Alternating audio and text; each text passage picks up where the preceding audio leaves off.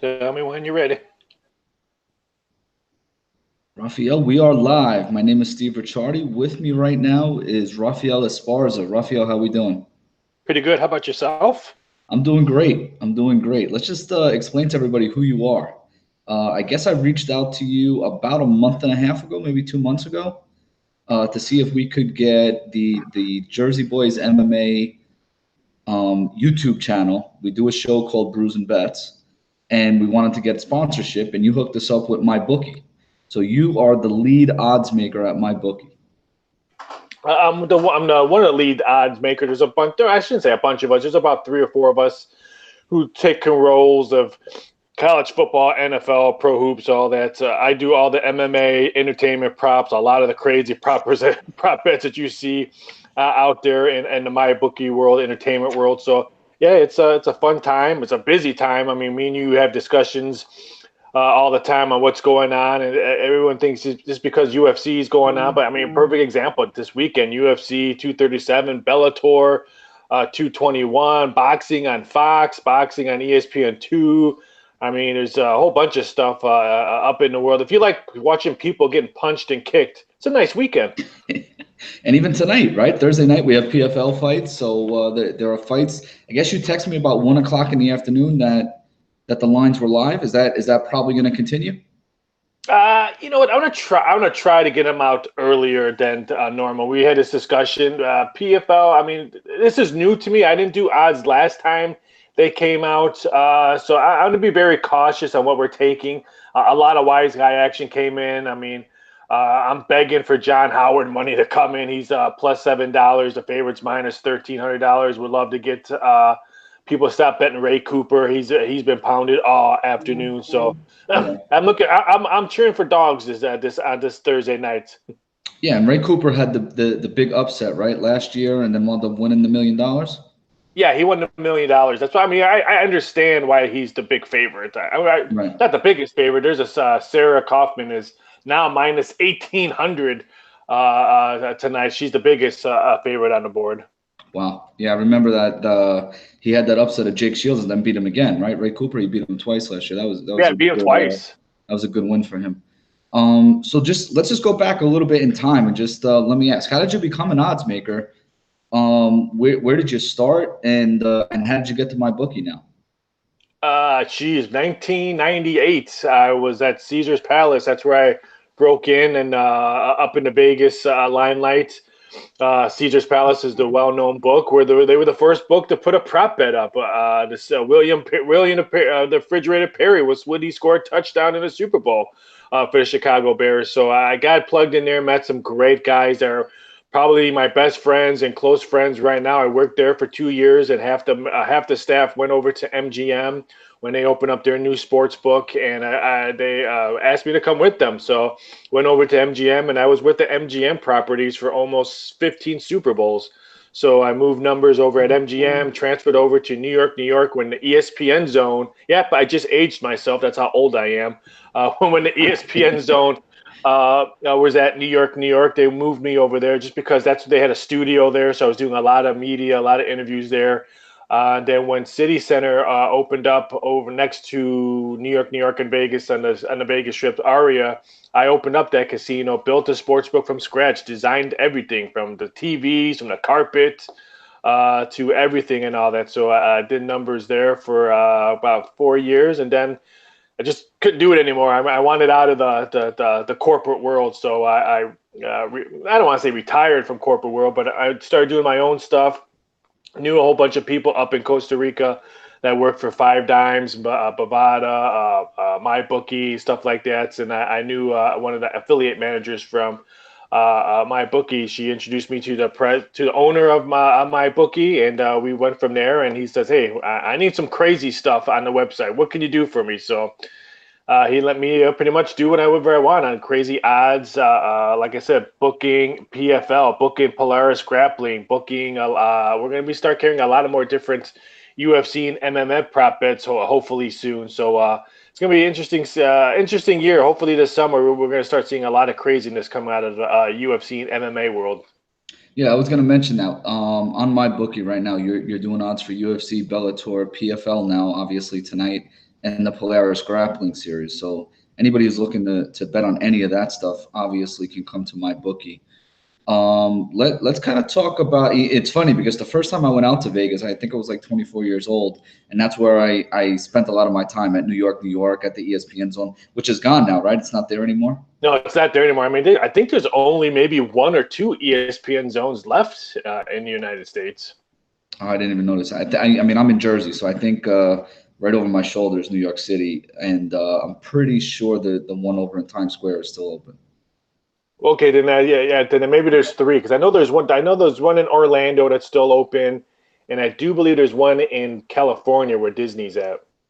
Okay, now with UFC lines, now that we are doing a UFC betting show sponsored by MyBookie, when are the lines going to drop each week? We do our show usually Tuesday night. We're trying to get the show done Tuesday night, get it out by Wednesday, which is what we did the last 2 weeks. When are you looking to drop lines? When are you looking to drop the round props? And how about the finish props?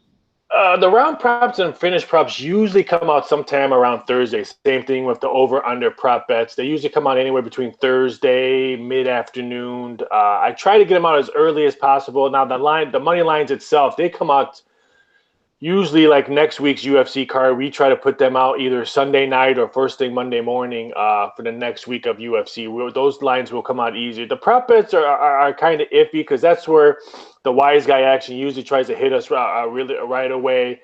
So we try to hold off as much as possible on that just because we really don't need that money because we're no matter what, we're going to get money on the winner and loser. We're automatically going to get that money. We just don't want to give the house away if we put up the prop bets, let's say on Wednesday. We could be heavy on one side, and then by Saturday, I'm so heavy even I might have to take that prop down, or I'm sitting at a maybe six-figure loss before the fights even step in the octagon. So prop bets are usually, like I said, I try to get them out anytime between Thursday, mid-morning, or the afternoons. All right. Let's break down this card a little bit. Let's talk about these top three fights. One of the things that we do talk about back and forth is, I ask you, who do you like? You ask me, who do I like? So who do you like here? Jose Aldo and Alexander Volkanovski. It's a pretty good fight to break down. I know you've seen Volkanovski win a couple fights at this point. Yeah.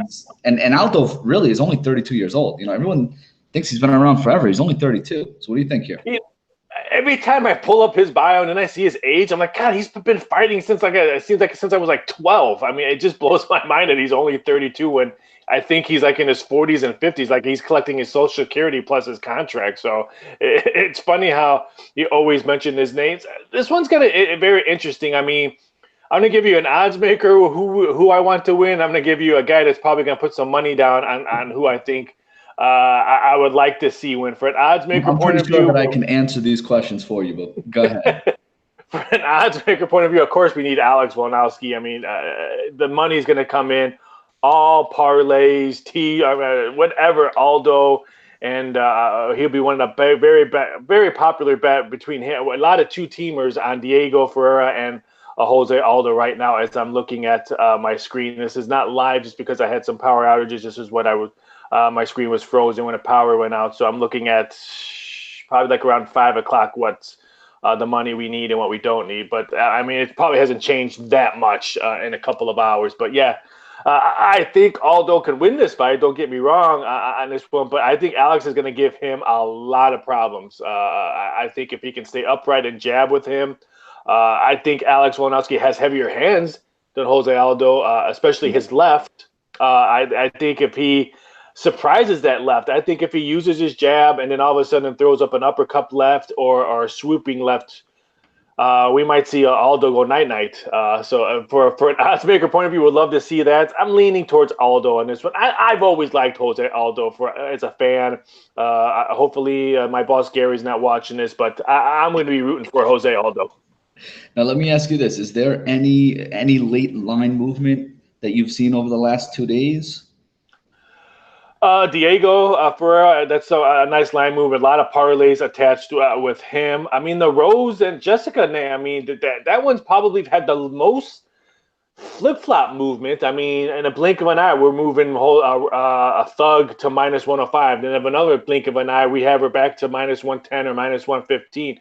great two-way action on this fight. Probably the best two-way action we have on the card. And usually at a main event, you usually don't get that great two-way action. You usually get favorite or dog. I mean, just one-sided. This one right here, probably the best two-way action. I'm going to probably have to say if the fight was, let's say tonight, me and you were talking, probably the best two-way action so far of 2019.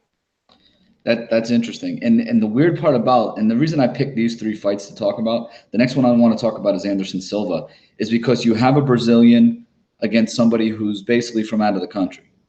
And I mean, I kind of believe in the Brazilian decision. I don't know if you do, but if some of these fights go to decision, like this Anderson Silva fight very well could go to decision. I find it very hard to believe that Anderson Silva loses the decision in Brazil. What do you think about that? Couldn't agree more with you. If you're Jared, you need to KO him or just dominate the fight. Bloody him, make his face look like ground beef. I mean, because if it goes to decision, I totally agree with you. If I looked at my win-loss statement on UFC, I can tell you right now I'm horrible in Brazil. Simply because if you go to a decision, just put the flag on him and walk away because you're not gonna win that decision by far. And I think that's my problem because I always try to fade those Brazilian fighters. And at the end of the day, I'm asking my wife for an allowance just to get a cup of coffee on Sunday. So it's going to be very interesting. But I totally agree with you. If you're not knocking out Anderson Silva or making him a complete mess, just give him the flag, give him the win. You may even be able to say that about Jose Aldo. I know you just broke. You're right. I mean, both of them. Yeah. But I think Alex Volkanovski, I think he's got a little bit more stamina, a little bit more firepower than Jared does. So I think maybe a judge might see that and maybe give him a round. If Silva hangs around, if it's a close fight, it doesn't matter. He's going to win that fight. Yeah, I agree with you there. I agree with that. And I think that's why Aldo wants these 3-round fights. He doesn't want to go 5 rounds. This is Anderson Silva, right? Anderson Silva turned down the 5-round fight in, what was it, again in Australia against Israel Adesanya. Yes. He could have made that a 5-round fight. He stuck to 3. And he actually had a decent showing and won around versus Israel. Yeah, I mean, and I don't blame. I mean, 5 rounds in UFC is it's no fun. I mean, that's a lot of. It's not like in boxing where it doesn't matter. You still got the same time limit and the same minute break. In UFC, it's a longer round. It's 5 rounds. So yeah, if I'm an older fighter, not no disrespect to all those age and all the Anderson Silva age, but if I'm an older fighter, I don't want no 5 rounds. Give me a paycheck for a 3-round. Yeah, and again, like you just said, Anderson Silva is 44 years old, I believe, 42, 44, something like that. Yeah, something like that. Yeah, it's got to be tough. So let's finish off with this one. Rose and Jessica, you talked about the two-way action before. Where would your money be going? It all depends. I'm probably not going to throw any money down on this till late because let's face it, the Dogs have won 6 out of the last 7 main events. I mean, Dallas Cowboys Jerome plus 110, Jack Hermanson plus 185. Overeem was the favorite at minus 245, but Dustin Poirier plus 180. Justin Gaethje even money. Anthony Pettis. I mean, the list goes down. 6 out of 7. That's a trend. I mean, that's not just something streaky or the Dogs are just getting lucky. 6 out of 7 main events. Let's make that clear. Main events. That's no shadow to look at. I like Thug. If I can get her plus money, I keep on missing it.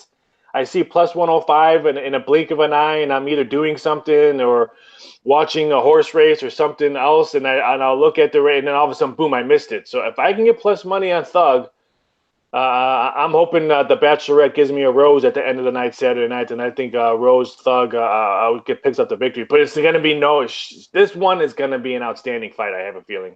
Yeah, Daniel Cormier will be in Brazil. So if he gets the knockout, she gets the knockout, I should say, Rose, we will hear the Thug Rose chants at ringside. We won't hear anything else because Brazil is not going to like that. So the only thing we're going to hear is Cormier. Give yourself a plug here. Raphael Esparza, free picks on YouTube. Tell me a little bit about what you're doing with that YouTube page. Yeah, I also work for Doc Sports Services. I worked with them, for over probably almost 12, 13 years.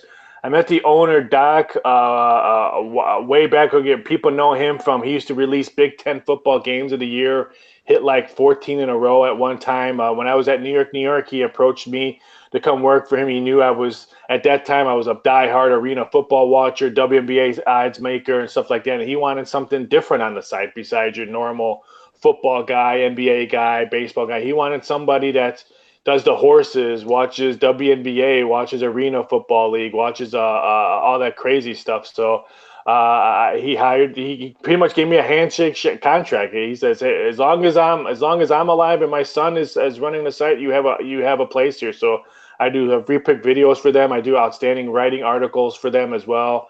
They gave me some great context. I've done some work with WWE with them, do a lot of movie stuff with them as betting odds. So it's a thing that kept on giving me blessings because, like I said, it just fell in my lap, and I couldn't be more grateful with what they've done for me. Yeah, that's great. Yeah, so I guess we'll end off this first little chat here. Again, I'd love to have you on. Maybe we could do something every time there's a pay-per-view for UFC. Just talk about Okay. some of the action, some of the line movement, and go from there. So again, my bookie. If you want to get on my bookie, I know that I have a promo code BREWS, and I believe you have a promo code yourself, right? Yeah, but I mean, people who are watching this, jump on the BREWS promo code. These guys are going to be big in the MMA, in the culture and the content world. So if you guys looking for some great content, follow these guys definitely. Again, I hopefully will be on here. And like I said, I'll give a quick odds maker advice for anyone's watching this and it's going to bet the MMA card. Me and you stress this been a lot. If you're looking to fade the Brazilian fighters on this card, you have to be very great, very cautious. If you're, let's say, $100 better and you normally bet $100 on UFC fighters and you're looking to fade, maybe trim that $100 bet to maybe a 75 or 50 because the decisions normally don't go your way if you're fading Brazilian fighters. I mean, you've touched us on this before. Brazil is no joke when it comes to UFC judging. So be very cautious. I'm just giving it as an odds maker point of view. Not saying, and like I said, I know Gary, who the owner of my bookie, probably won't like this, but it's not my money. I mean, I like people to win because you know what? If you guys are winning, that means you're going to bet more stuff, or you're going to bet maybe who's going to win a Super Bowl, or if the Yankees going to win a World Series, or stuff like that. I want you guys to win. So, like I said, be very cautious on UFC 237. If you're looking to fade the Brazilian fighters, be very, very cautious. Yeah, we are in agreement there. The Brazilian decision is a real thing, and I've learned that firsthand. I think it Me was too. the last fight card. The last fight My card, I wa- lost a couple ones on that. All right, my Raphael, I wallet has my appreciate it. wallet has learned very, very, very bad lessons on Brazil UFC. Yeah, definitely. And hopefully the weather gets better where you are. It is what it is, but what you gonna do? But thanks for having me on. Like I said, keep up the good work you guys are doing over there in New Jersey. I love all the content, and have a great weekend and cash some tickets. Definitely.